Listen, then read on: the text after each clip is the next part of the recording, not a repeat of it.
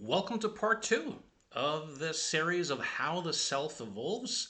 This is Jürgen Rasmussen. Welcome to the Provocative Hypnosis blog.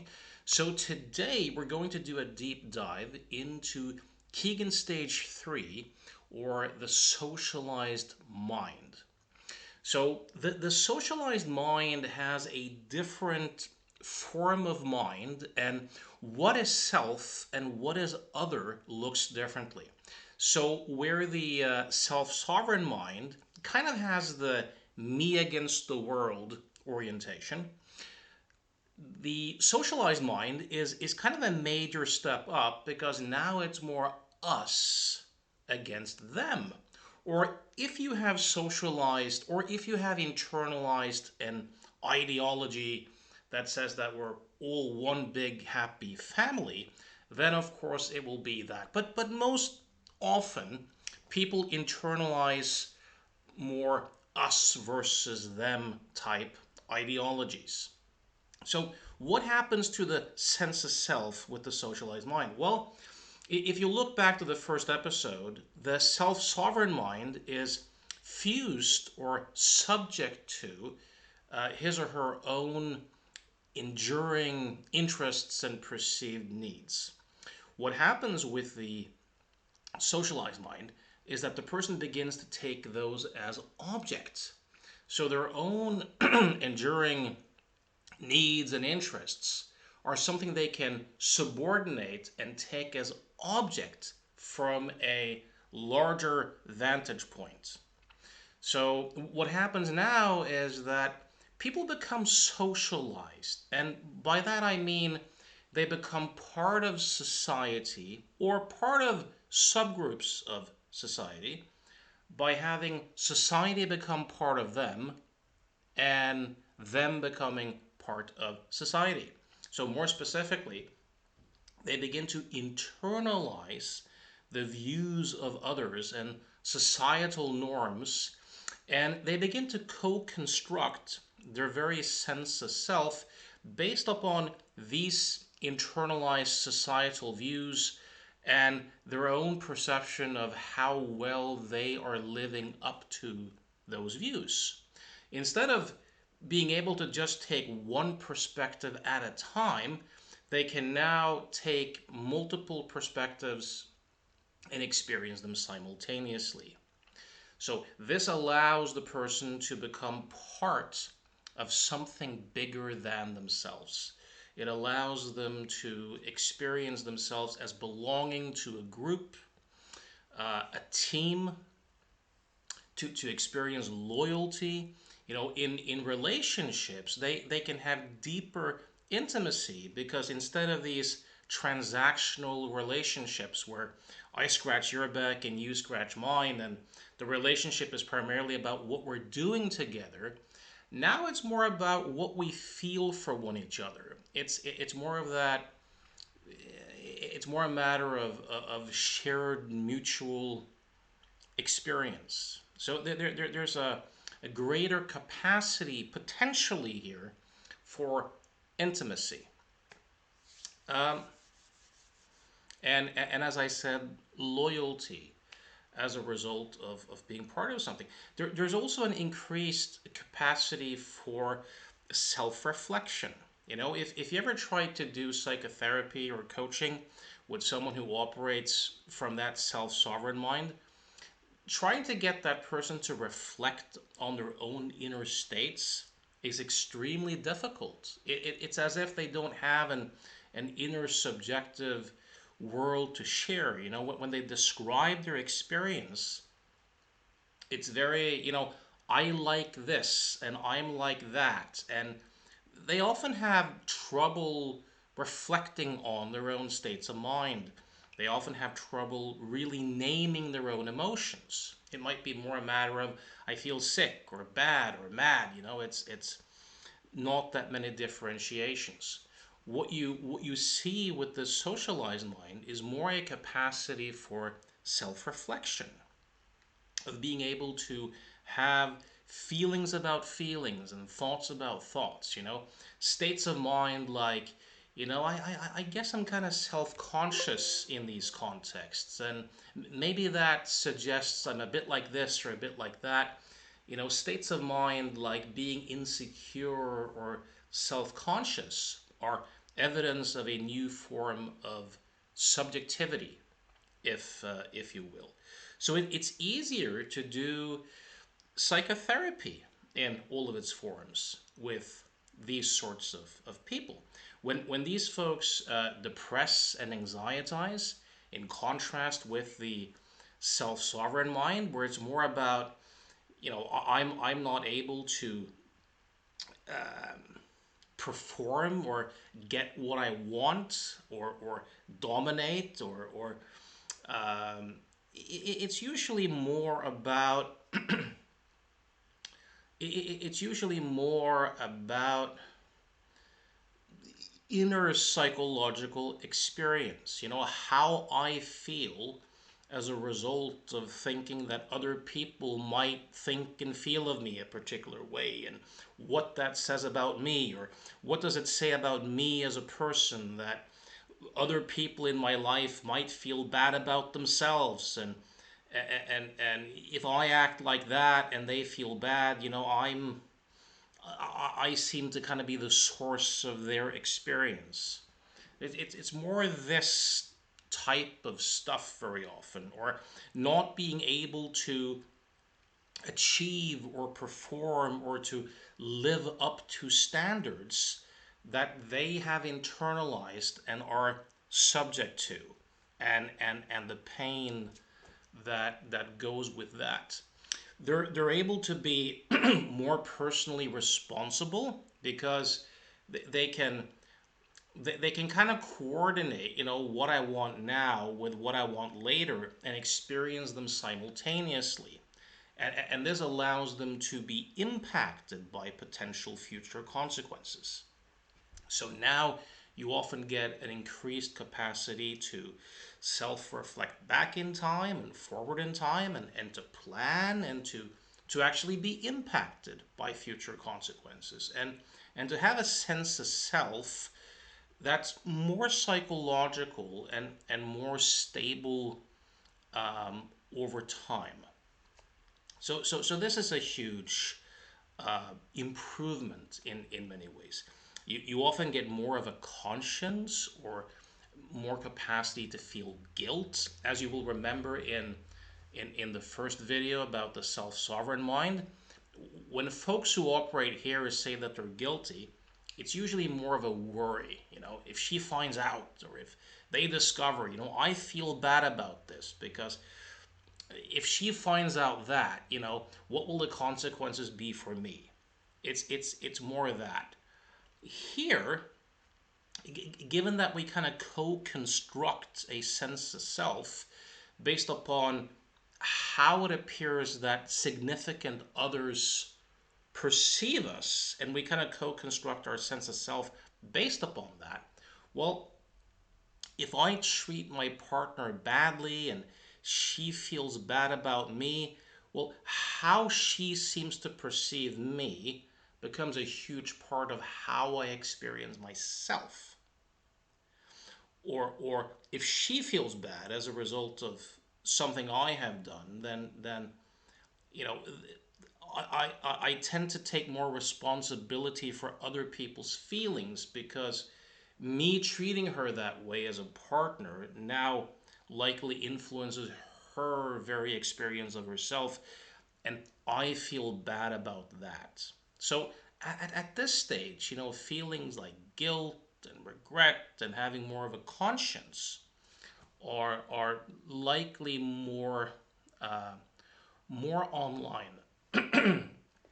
So these are also things that happen here.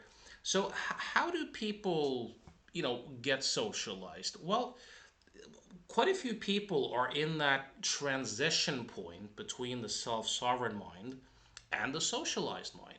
So as I alluded to in the previous video, life becomes too complex to be dealt with that kind of rigid black and white thinking of right and wrong, and So people begin to internalize societal and other people's views.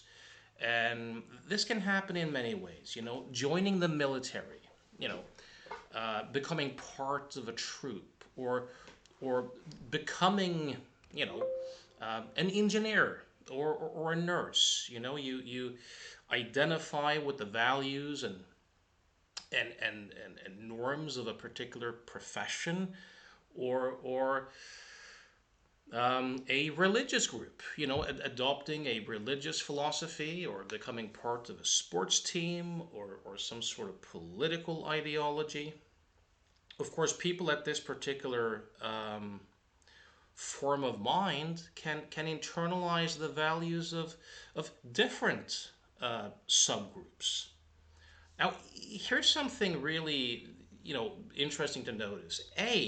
The very fact that people, get married or have kids, or become part of a team, or something like that, is no guarantee that someone will reach this particular stage of development. And sometimes people who operate from that self sovereign mind will learn to speak the language and use that, use, for example, victimhood as a way to gain power. So, for example, I think quite a few, especially young people, who today speak that social justice warrior ideology, the woke ideology, where they see racism and sexism everywhere. I think quite a few people who talk that way actually operate from the self-sovereign mind. I'm not saying all of them or anything like that, but from the self-sovereign mind, where they're in an opportunistic way using that rhetoric to further their to sell themselves as victims, and as a result of that, to gain power, to be able to get more of what they want, and to manipulate the environment. Especially people who may have, some of these dark triad personality tendencies, are quite good at doing this, or they might use the language of a particular, spiritual orientation or religious philosophy to manipulate other people to get more of what they want. So that's one thing to keep in mind. Something else that's important to keep in mind with this particular form of mind is that just because we call it a socialized mind does not necessarily imply that the person will be very socially concerned, or very concerned with relationships. Again, here your fundamental personality tendencies influence how this form of mind or structure is going to be, expressed for you individually. Someone might, get socialized into ideologies that are kind of antisocial, or a radical postmodernism where everything goes, and or they might get socialized into, let's say they start working in a company where the ideals of that particular company is radical innovation, question everything, and there's no authority. And let's say that they internalize those values and become subject to them.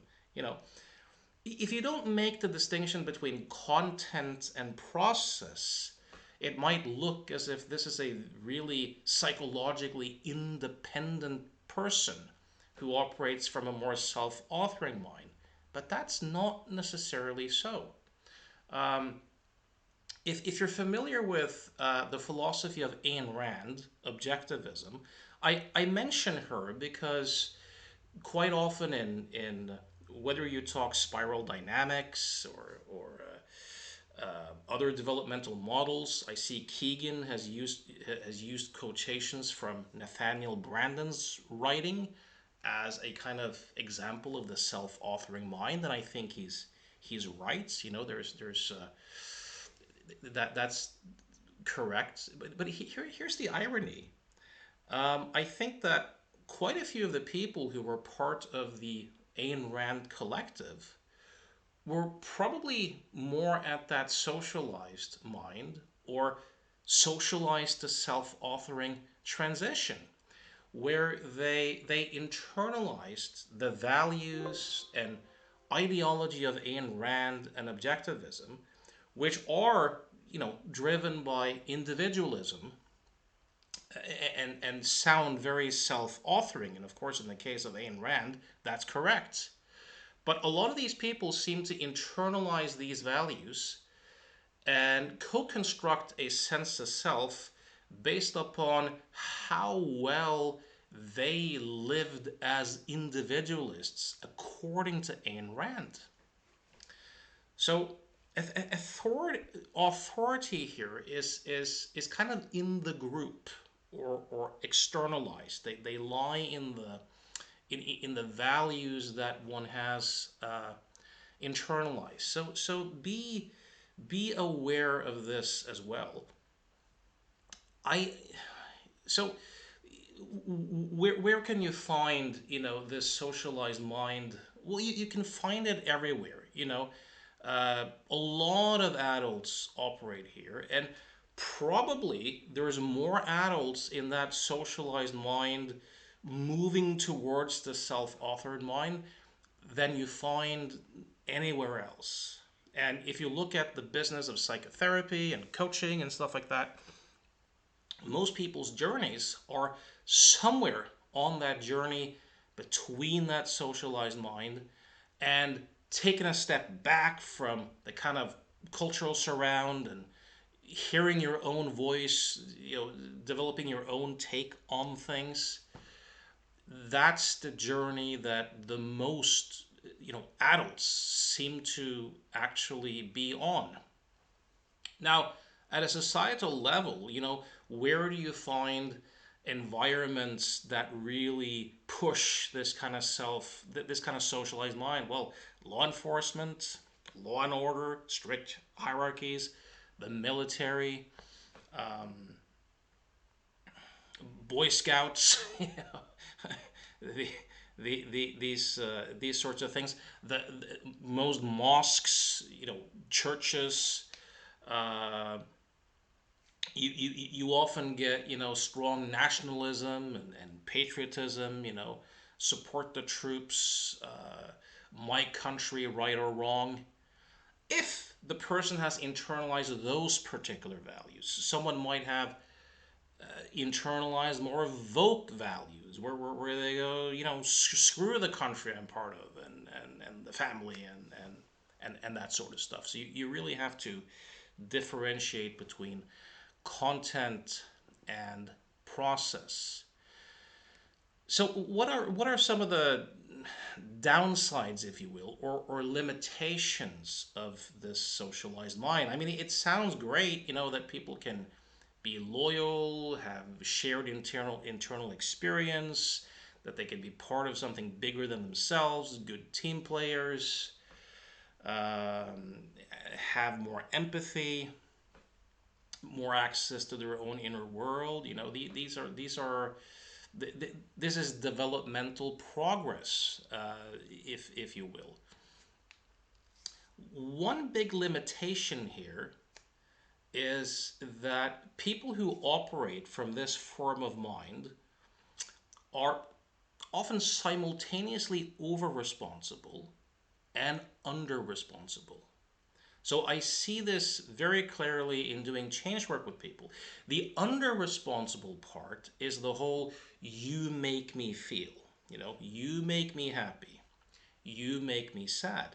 Someone who operates from a socialized form of mind means that literally. It really seems to them as as if their feelings come from other people and events directly, as if they themselves have nothing to do with it. So that's the under responsible part, that kind of holding other people directly responsible for our own inner experience. The over responsible part is, hey, I'm kind of responsible for your happiness. If you, as my partner or a family member, don't feel good, well, that's kind of on me, and I can make you happy. So boundaries are often kind of weak, and it's often very difficult for these people to deal with conflicts. You know, I'll give you a typical example. So for example, a typical example might be a marriage where the husband's, let's say the husband in this case, the husband's mother is overly involved in that marriage. She lacks healthy boundaries, and she interferes with everything, and the wife, really dislikes this and wants the husband to set limits on her own mother. You know, and the husband might be very nice, but this is often extremely hard for him to do. Or it might be the woman too, where the mother-in-law, who's overly involved in her daughter's life and is kind of infringing on the marriage, and the husband is going like, for heaven's sake, keep your mother in check, and she just kind of can't do it. What might be going on here? Well,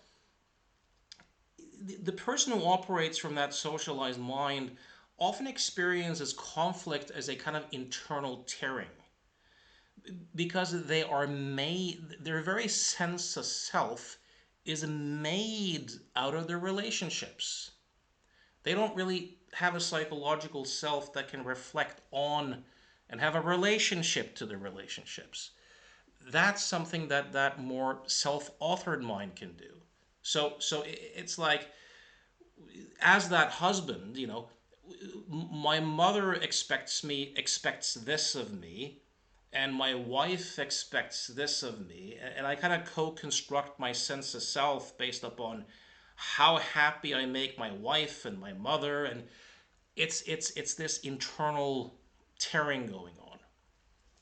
you know so a lot of change work then in coaching is really about helping people to build more of those kind of self-authoring capacities to set boundaries and adjust expectations, and to have your own take, and to begin to have a relationship to your relationships.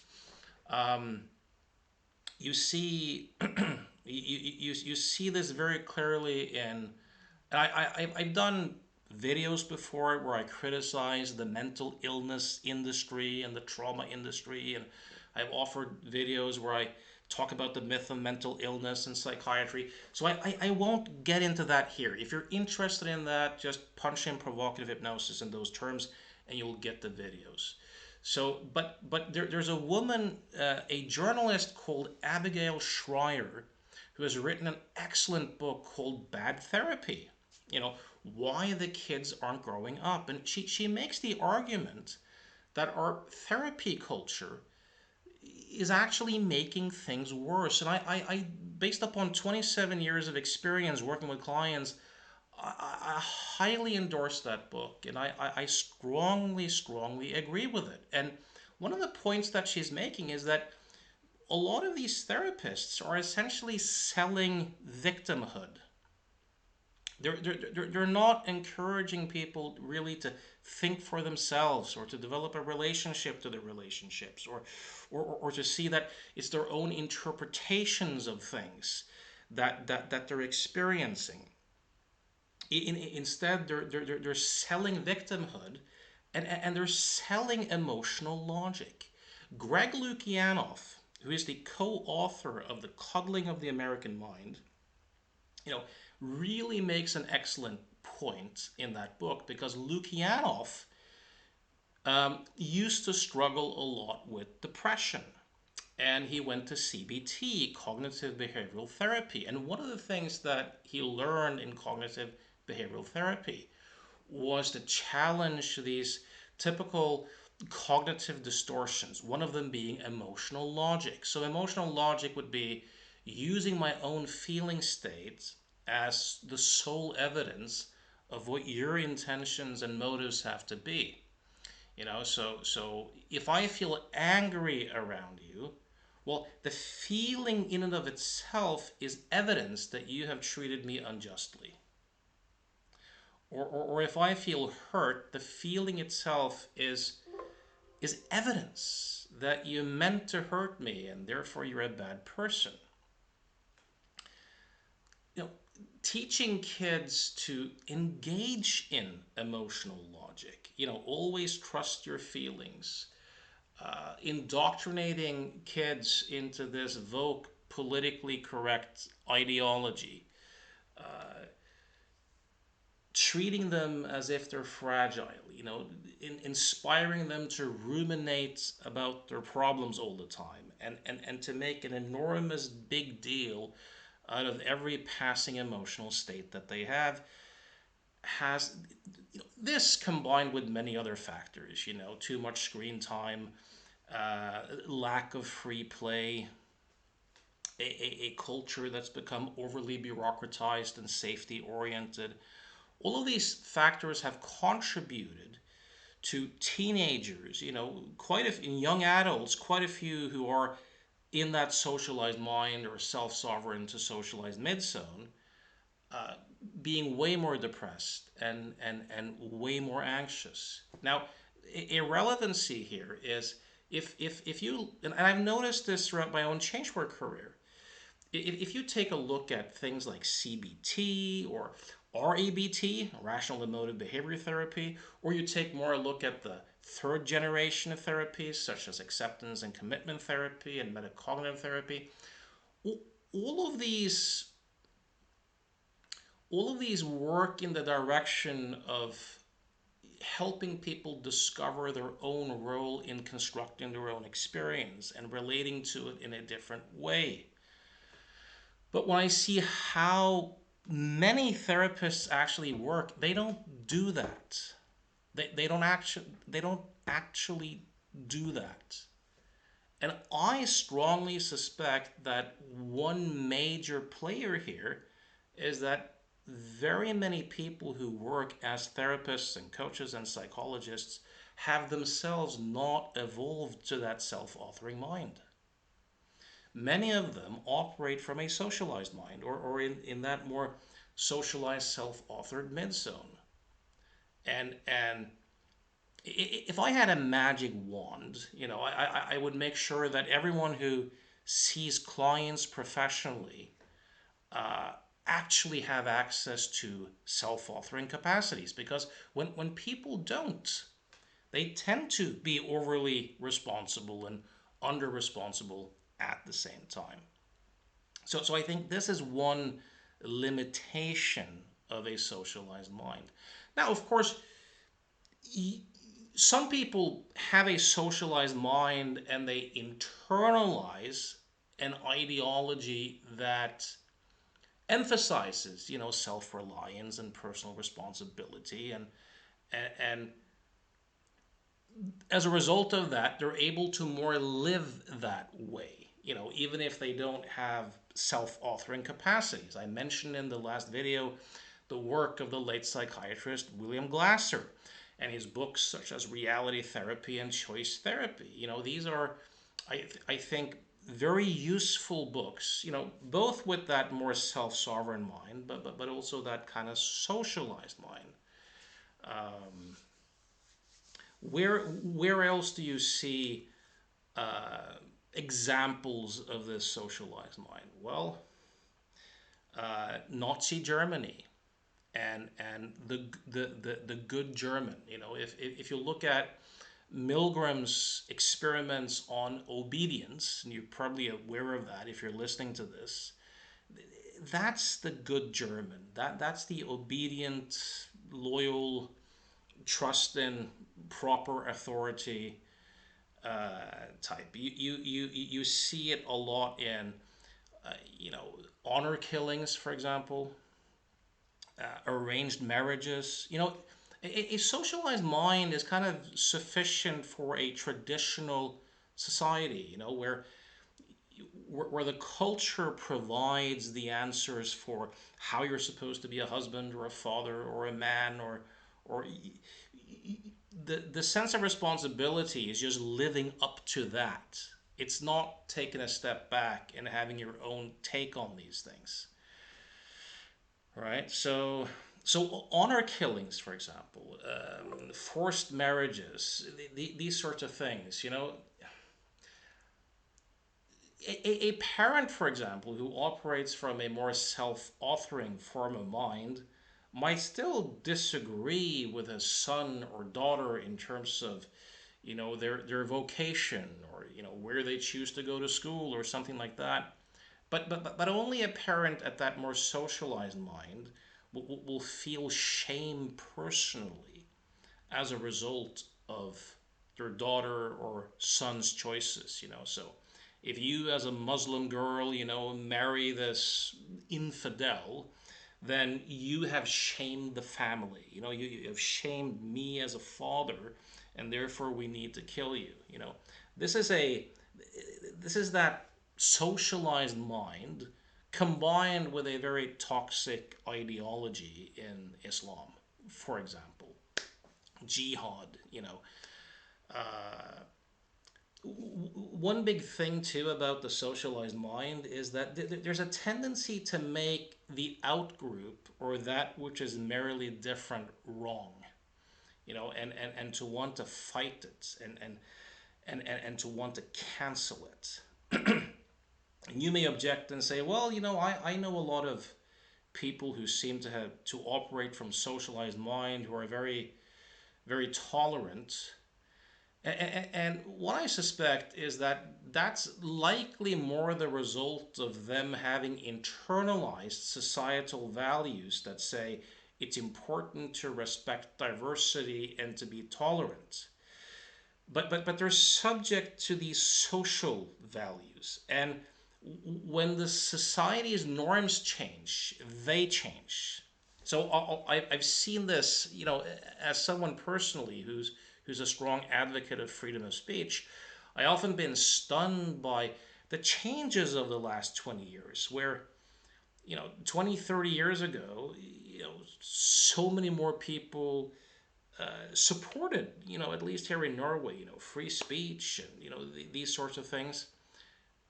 And many of the same people now are in favor of government restricting speech and hate speech laws, and people being jailed for saying things that might, offend members of some minority group. And I think what happened is that, well, society's norms changed. These weren't self-authored values. They were socialized values. And I think a lot of the current kind of Vogue projects, I think most of the people who talk that way operate from that kind of socialized mind. And the way you see it is that combination of relativistic talking points, postmodern talking points, and absolutism. On the one hand, there's an emphasis on diversity and tolerance, but as soon as they get to power, there's this vindictive political correctness where people who don't conform to the party line are supposed to get canceled, and to not have a voice. This is typical for idealists, who view the world through some sort of ideology, and who automatically make the outgroup wrong and would like to fight it and to forbid it.